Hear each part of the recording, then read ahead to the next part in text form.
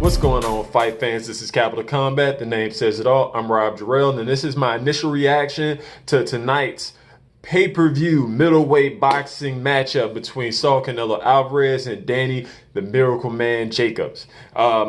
Tonight, what we got was a really good fight, very tactical fight, very close fight. There were several rounds in which were really hard to call, but Canelo Alvarez got the unanimous decision. He got 115 to 113 scores in 116 to 112 score. To be honest, that was fair. A lot of people had a draw. I had it personally 115 to 113. I had it even go after 10 rounds, but I think Canelo definitely took the last 2 rounds to get the win. It was a really good fight. I think that Canelo did a really good job of making his punches count. If you looked at Hakeem and I preview to the fight, we said that he would have the more eye-popping punches and that he would be faster. Jacobs did a really good job as well, fighting from the inside. Canelo pretty much came forward most of the night while Jacobs really circled the ring and tried to stay within range, out of reach of Canelo, but a lot of times Canelo was able to get inside that reach of Jacobs. He doesn't really have the most extensive pole-like jab as, say, like a Charlo or a Golovkin would have, and is not very dynamic. But he was able to catch Canelo in spots and let his hands go. I think a lot of those rounds were very close. Depends on what you were looking for. It's a lot of back and forth action. For the first few rounds, they traded rounds. It's kind of like Jacobs would win a round, and Canelo would be more aggressive, get that round back, and then Jacobs would eke out a round, and Canelo would be more aggressive, and kind of had that certain ebb and flow with some spots where both guys really hit big shots.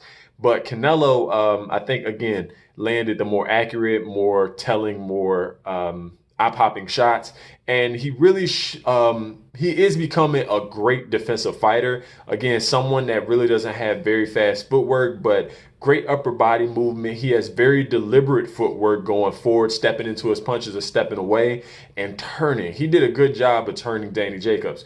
What I personally was surprised about, and maybe Hakeem was as well, was the fact that Danny Jacobs actually went southpaw for a good chunk of the matchup.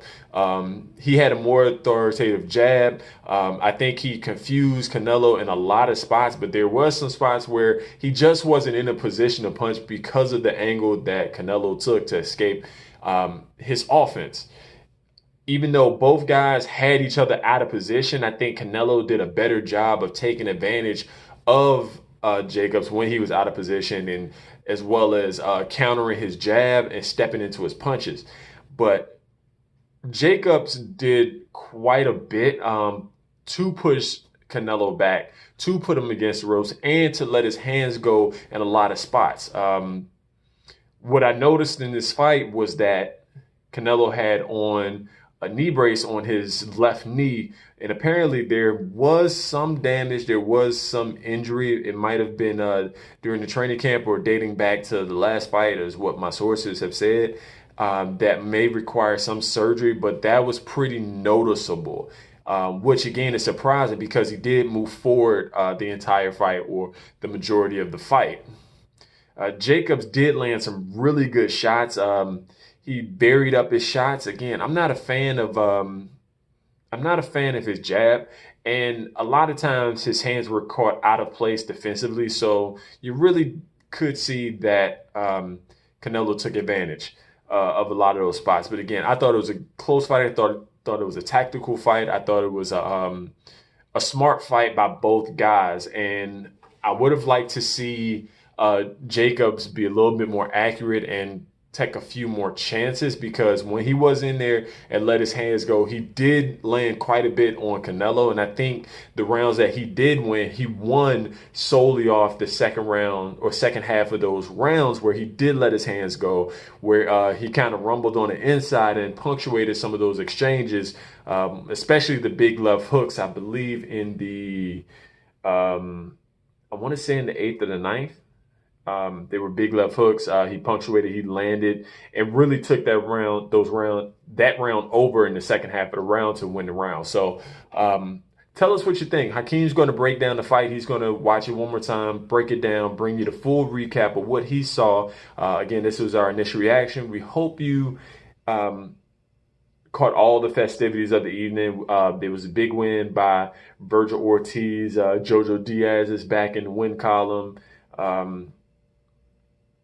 I believe Roach Jr. Did fight Lamont Roach Jr. And there were a couple fights on ESPN where Artur Beterbiev beat Roddy Kalachik. Jerwin Nakajas beat down his opponent. And there was a couple other fights I'm going to go back and watch because I have ESPN Plus. Tell us what you think. Give us your thoughts below. Check out the recap that Hakeem brings to you. Like, share, and subscribe this video. And until next time, fight on. This is round one, and you've already lost. They don't seem to see that everything we've done is coming.